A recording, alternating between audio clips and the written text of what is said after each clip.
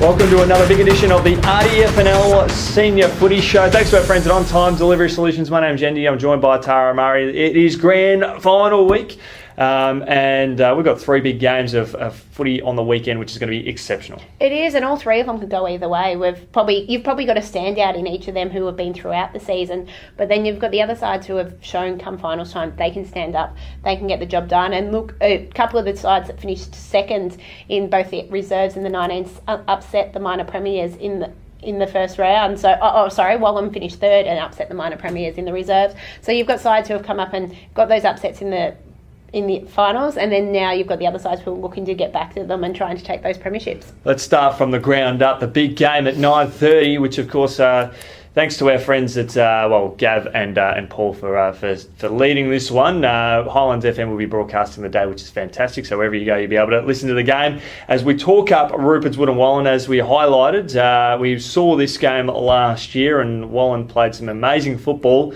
to win pretty comfortably and confidently. Can they do it again on a big ground that we've got at Clark Oval? Well, that's going to be interesting. Obviously, these two sides have played each other twice in recent weeks. They played each other in the final round of the season. Magpies got a big win. First final, you had Rupert's Wood got a big win. So you've had a little bit of a mixture there. The one time they did play during the season, they ended up splitting the points because that was the day Liam Birch ended up collapsing. And look, we got a good ending out of that one. So in the end, there was no result from that match. And you look at that there. So they've been pretty even. The last couple of years, they've been pretty even. And we've seen a lot of this young talent, not only in the 19 level, it's also progressed through to the senior level. So they've been the two dominant sides for the last couple of years. Rupert's Wood a sixth straight grand final, as we said earlier in the week. So it'll be interesting. I think Wallen will be wanting to get one back over Rupert's Wood after losing that first final. They would have liked to have gone through the easy way for the finals. They've had to come through the hard way, but it means they've played every single week, and they've got that consistency and form going into the grand final. I do feel on paper with Wallen's form and their playing list, they've probably got a lot more mature players and more experienced players in that upper echelon of the age group itself, whereas Rupert's Wood, I think they've still got a good young list, but a lot of the guys that play for Wallen, I'm happy to be corrected on this one, but I think Wallen had a lot of players that played in the grand final last year, and a lot of them there's been a handful have tasted a little bit of senior football.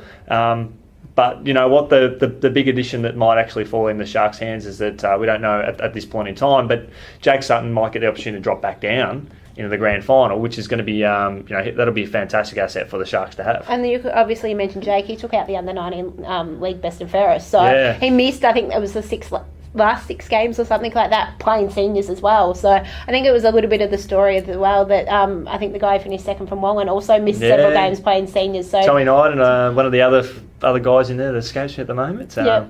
Yeah, you had a few that missed games because they were playing senior football, so they've dropped back. If they can get those guys into, adds a little bit more experience into side. Even I think Jake Sutton's still eligible for under 17s. Yeah. He's got that senior experience and he was performing on that higher level, so he brings that back to him. I think both of these sides, played a lot of juniors in their top side, so there is a lot of experience for both of those sides dropping back. How do you see this one unfolding?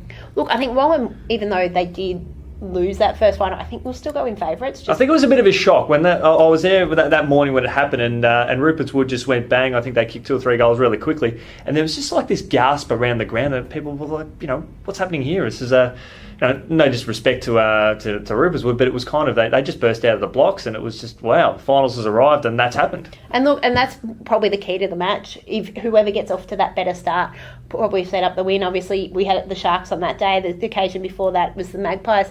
The Sharks can get off to that fast start. I think they'll be hard to stop. We've seen what they can do when they're in grand final. They've absolutely smashed sides in grand final. So if they get on top early, big danger signs for Wallen. But I think it'll be a lot closer than that first final as well. Your tip for this one? I'm going to tip Wallen. Yep, I'm going to tip with Wallen on that one as well. And for I think the key player to stand out is one of my favourites on the footy field. And I know he and I have had a good rivalry over the journey, but Tommy in the number 43 Guernsey there for Wallen. He is a great forward. He gets in the middle. He's like a bull. He loves a good contest, and I think he will be the difference maker for the Pies to get up. As we talk up a reserves grand final action, and we've got we've got Wallen taking on Diggers Rest. So this is going to be an interesting contest. Wallen have had the week off, and here they are, ready to go. And you've got Diggers Rest, who were the minor premiers. So they did lose in that semi-final to Wallen, so they've had to come the hard way through.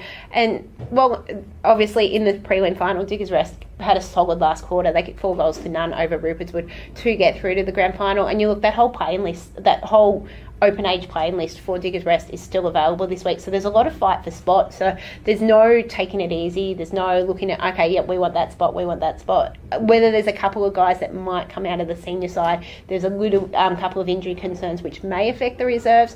But I think with their senior side just about at full strength now, there's probably reserves is nearly at full strength as well. So it'll be quite an interesting one there.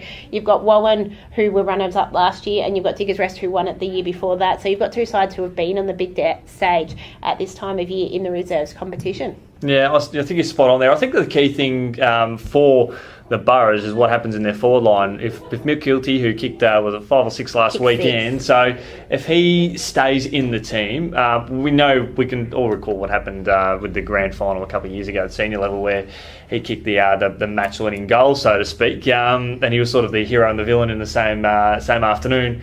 But if he plays in the reserves, he kicks another bag. I just think with Joey Piccolo at his feet, I think they're going to be very hard to beat. Look, I think they're going to be hard to beat too. And we speak about those sides losing a shock final like that. I think that would have really hurt the Boroughs, where their reserves have come through the hard way. Their seniors were the favourite. Sorry, their reserves were the favourites. Their seniors have come through the hard way. I think the reserves will probably get the win. Yeah, I don't know enough about Wallen's reserves list off the bat, but what we can highlight is that the only stumbling block the Diggers Rest have had all year is Wallen. So, and they've done it twice. So, whether there's a mental side of that? Yeah. It's sort of, without Wallen having some of the big standout stars, at the end of the day, they seem to match up well. And look, Diggers Rest will be going for third time's a charm, but Wallen will be hoping that they continue that run. Exactly, and they'll be hoping to make it 2 premierships within the space of 2 matches. Absolutely right. That'll be a cracker. But of course, Wallen did go down in the grand final last year, so looking to make amends for that. As we talk up the big senior game, the big blockbuster,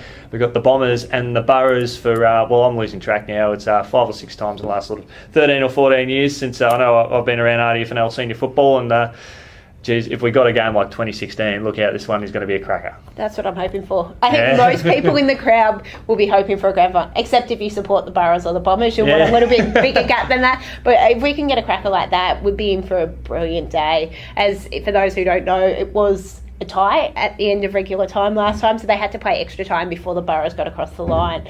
So you had, obviously you mentioned Mick Kilty, Jace Williams did a little bit as well. I think he kicked the final goal. And you had and took that classic mark as well. I think we've seen plenty of pictures Tommy of Gleeson, that one. the heroic effort to play to the tune of the Titanic.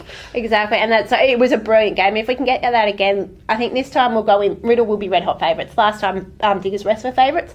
This time will be Riddle. Riddle hasn't lost a game since round 3. Has absolutely dominated everyone they've played against. They played Diggers Rest in the semi-finals, beat them there, and that was Diggers Rest's biggest loss of the year. I think it was only 24 points, so not a massive loss by any means, but it was still the Boroughs' biggest loss of the year. And saying that, the Boroughs have beaten the Bombers. Not many teams can say that, but they beat them back in round 3. They were the last team to get across the line. And will they do it again is the multi-million-dollar question. I mean, people are going to be drawing comparisons, and fair enough, between 2016 and 2018, but I mean, with Riddle's lineup now, they're going for 16 wins in a row. And the Boroughs, I mean, they're a quality side, but it's really hard to tip against Riddle. Look, I think it's a very different grand final 2016. You've got your Borough.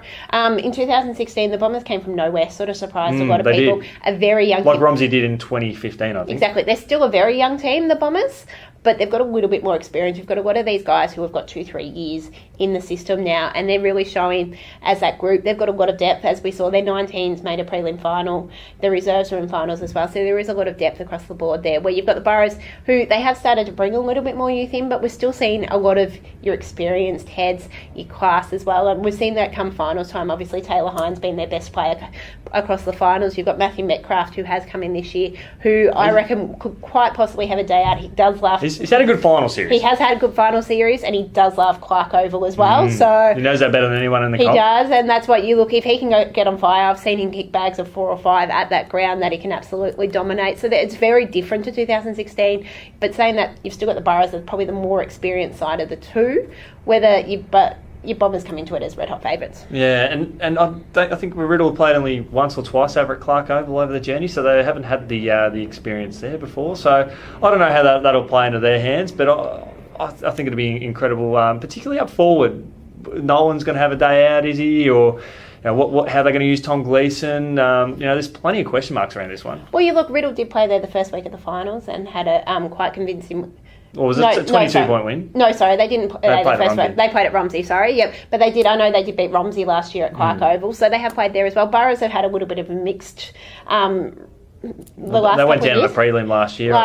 And I think they lost a semi there as well. So they have had mixed results at Clark Oval. You look, it's the side who can run the most because you've got a bigger ground. Saying that Romsey Park is a big ground, Clark Oval's even a little bit bigger. So if you've got the sides that can run, get that open space on the wings, and get the ball going, that's really a key for this game. Your tip for this one? I'm going to stick with Riddle. And who will be the Doug McIntyre medalist for best on ground? Dylan Tarkson.